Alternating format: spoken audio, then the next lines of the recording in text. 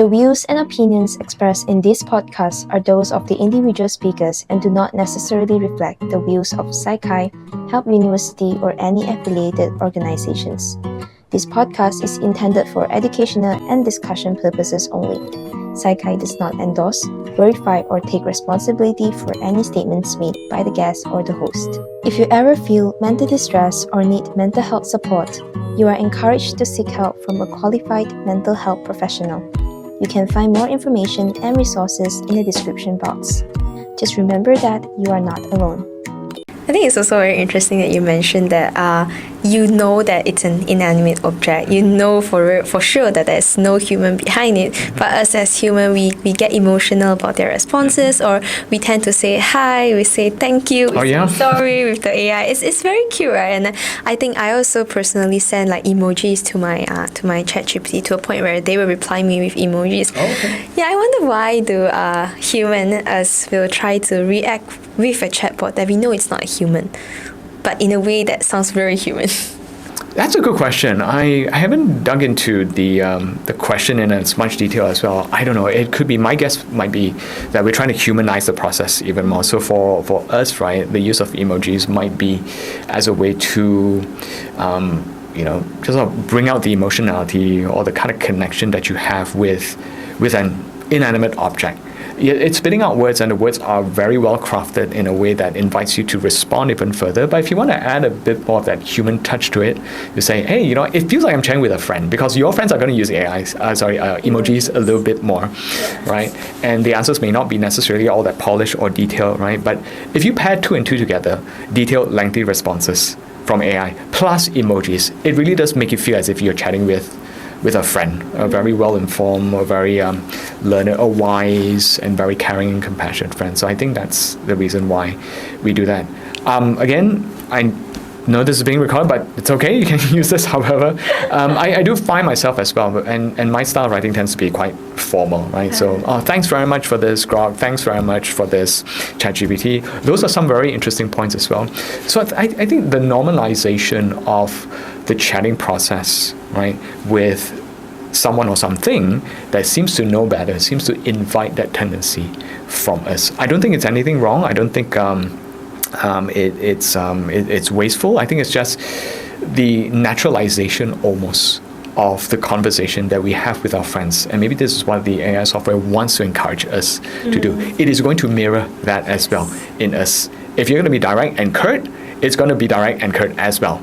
If you're going to be warm, inviting, humble, it's going to respond in that way as well. So it's kind of like a digital mirror almost to our emotional experiences and expressions. They're doing it really well, I should say. Yeah, exactly. And I think when we talk about how they tend to mirror our energy, mirror our emotions. I'm not sure if you've tried this before, but I've seen online where people who don't want to only get positive response from the AI, right? They will actually train their ChatGPT or their chatbots to do things like, please don't always agree with me, criticize if I made any mistakes, be critical, and things like that. And it seems that they're able to now change their role from the always angelic friend to someone who sort of give you a more constructive criticism and really turns you into somebody who is better in some sense. Do you think that challenged the part where you mentioned about agency before this? Ooh, okay. I think that for the people who have actually asked the AI systems to, all right, just give it to me straight, right? Just be direct with me, right? I think it takes a certain kind of courage and bravery.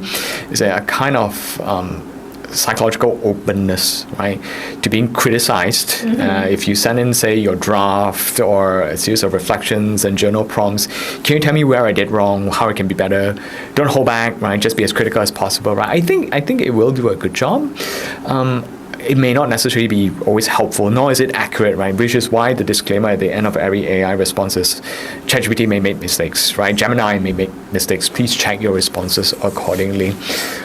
Whether or not this will promote agency, it's hard to say. I don't know. It could go either way, right? It could encourage. It will certainly feed into, right, the large language models, right, to say that some people would prefer a more direct, unrestrained, more critical approach, right? You can adjust it. I haven't toyed around that much with it. I kind of like the default so far, but I do challenge it. So my way of actually balancing this, right, rather than say just, shoot me down, right? And here's a draft of my new book. Please be as critical as possible to it, right? I think that's not necessarily helpful because, again, in as much as the AI system can make mistakes from being overly generous with its praise and comments, it can be overly critical as well with its criticisms of you. So what I do if I can call it training the AI, especially when I ask it to assess my work, right? Could you share or could you review this attachment, which is the draft for my next chapter? Don't do any rewriting, right? But tell me where the rough edges are, where the paragraphs don't seem to connect with one another, and explain why.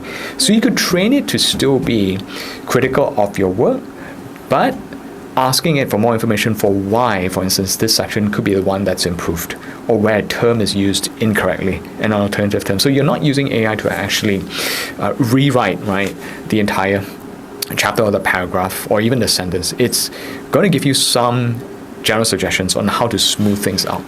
I would imagine, right, I think it would be the same as well for when people are chatting on more casual matters. I don't think there's anyone in their right mind who's going to say, here's the situation, please tell me every single reason why I'm wrong in this, right? But give a fair and balanced account of the entire situation. Here's the context. Many times I think when people use AI, they don't establish the context. It's always, here's what happened between me and a friend. But very little is said about the culture, right? The time in the semester where this incident happened, or the fact that your friend was dealing with some issues in the background of their family life. You were dealing with some personal issues as well, right? So I think the context is stripped away whenever we chat with AI, assuming that it's a one-on-one conversation. A more critical, I think more evaluative and helpful way to engage with AI is to establish that context, the environment in which that experience or that interaction is happening. I think when we talk to this point, what I can hear so far is that how the more we discuss about it, I realize that the interaction between us with AI and us with human sort of reached to a point where it's getting more and more similar. Because if we were to imagine, right, it's like, similarly, we can train it to be overly criticizing. It can also be overly generous with compliments. But if we were to train them in a balanced manner and things like that, maybe it will somehow be like your friends. And even if when it comes to context, some of your friends might not know your context as well. But if you are just like ranting about your relationship, then they will just stand by you and things like that. So I think it's really an era where we don't know where it is heading to. But there is still something human that we can't tell for now. But it's just different from AI. I get a sense the issue or the focus on balancing and moderation, and I think some of you might have taken my positive psychology class before, right? So shout out to 232 students, current or past, right? And perhaps future if you're listening to this from the future.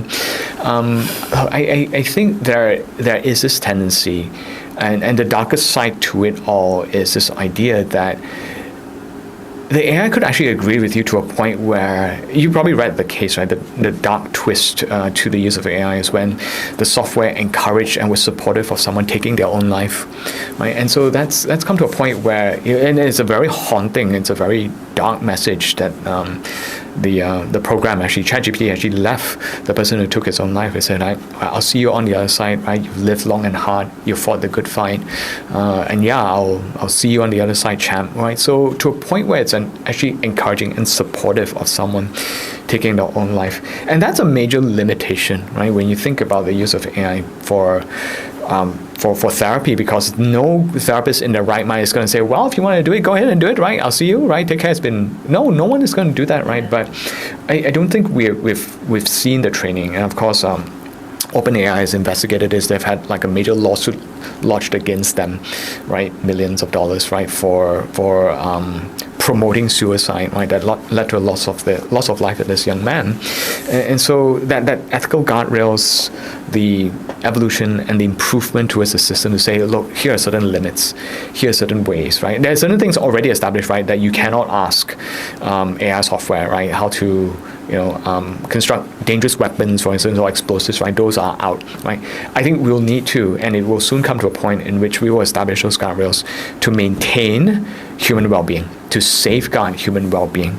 If we are going to use AI for therapy, if it's going to be infused more into our therapeutic practices, assisting clinicians and counselors, then those really need to be established, very clearly, and that's going to be a hard guardrail, right? Because no one is going to encourage people to say, "You want to take your life? That's it. That's you displaying agency." No, I think we need to draw that line somewhere.